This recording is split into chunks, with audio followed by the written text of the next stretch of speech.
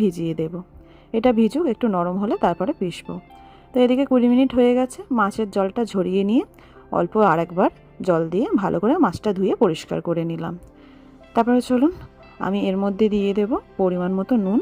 নুনটা একটু অল্প ব্যবহার করতে হবে, কারণ মাছটা তো অনেকক্ষণই নুন জলে ছিল। তারপরে আমি দিয়ে দিলাম হলুদ গুঁড়ো, দিয়ে এটা ভালো করে মাখিয়ে নিলাম। মাছটা মাখানো থাক, এদিকে চলুন মশলাগুলো বেটে নিই। এদিকে সর্ষে পোস্তগুলো ভালোই নরম হয়ে গেছে, এবার সব কিছু গুছিয়ে বেটে নিতে হবে। তো আজকে আর বাটার জন্য মিক্সার ব্যবহার করব না, শিলেই ভালো করে গুছিয়ে আমি বেটে নেব। শিলে বাটলে কিন্তু মশলার স্বাদটা কিন্তু অনেকটাই বেটার থাকে। সময় থাকে না বলে তাড়াতাড়ির মধ্যে মিক্সচারে বেটে নেওয়া, নইলে কিন্তু আমি আবার শিলেই বেটে রান্না করতে পছন্দ করি। তো প্রথমেই আদা রসুনগুলো ভালো করে বেটে নিই। চলুন, এখানে ওই বড় কোয়ার রসুনটা 5-6 পিসের মতো নিয়েছি, আর নিয়েছি 4 টুকরোর মতো আদা। তো চলুন এটাকে ভালো করে শিলে বেটে নিই। আজকে গরমটাও কিন্তু খুব ভালোই পড়েছে জানেন। আসলে 4-5